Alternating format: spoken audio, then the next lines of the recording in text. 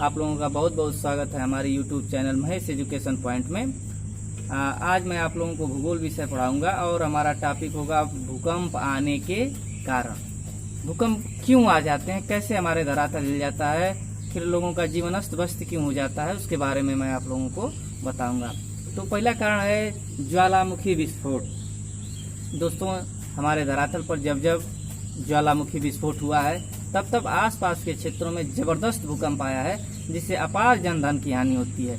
ज्वालामुखी क्या होता है? ज्वालामुखी जो होता है, जब पृथ्वी हमारी अभी अंदर से बहुत ज्यादा गर्म है और गर्म होने के कारण जब उसमें गैसें बनती हैं तो गैसें निकलने के लिए इधर उधर घूमती रहती हैं, टहलती रहती हैं, और जहां पर भी धरातल को कमजोर पाड़ती हैं वहां पर उस धरातल को फाड़ करके जबरदस्त प्रेशर के साथ बाहर निकलती हैं और आसपास के क्षेत्रों में जबरदस्त भूकंप आता है। वहां का जनजीवन व्यस्त हो जाता है, अपार जनधन की हानि होती है।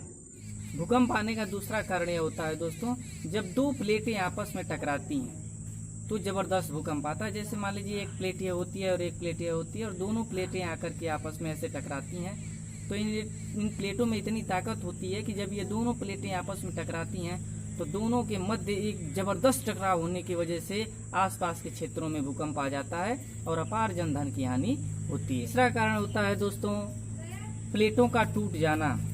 जैसे आप लोग देखते होंगे इस समय हमारे धरातल पर तमाम आइलैंड बनकर के तैयार हो गए हैं, तो ये प्लेटों के टूटने के कारण ही होते हैं। जब कोई प्लेट अचानक टूट जाती है तो टूटने की वजह से भी तमाम तरह से भूकंप की उत्पत्ति होती है और अपार जनधन की हानि होती है। अगला कारण होता है दोस्तों हमारे पृथ्वी के अंदर गैसों का बनना। कभी कभी तो ऐसा होता है कि पृथ्वी अंदर से गर्म है और जो गैसें बनती हैं उसकी वजह से वो गैसें आपस में धरातल के अंदर ही दौड़ती रहती हैं और बार बार प्लेटों को टक्कर करती रहती हैं, और कभी कभी ये टक्करें इतनी जबरदस्त होती हैं कि लाखों करोड़ों की संख्या में लोग मारे जाते हैं और अपार जनधन की हानि होती है। पांचवा कारण होता है दोस्तों चट्टानों में वलन की प्रक्रिया।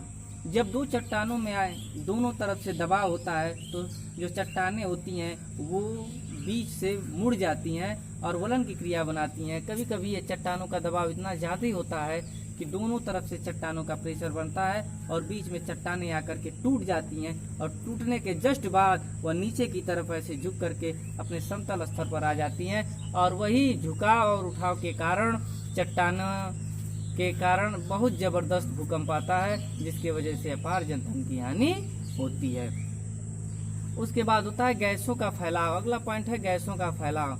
गैसों का फैलाव होने की वजह से भी तमाम जबरदस्त भूकंप आते हैं। जब वही पृथ्वी के अंदर दौड़ती हुई गैसें चारों तरफ फैल जाती हैं और निकलने के लिए रास्ता खोजती हैं, और जब उसको रास्ता नहीं मिलता है तो एक दूसरे चट्टानों पर बार बार टक्कर करती हैं, जिसकी वजह से हमारे धरातल पर भूकंप आते रहते हैं।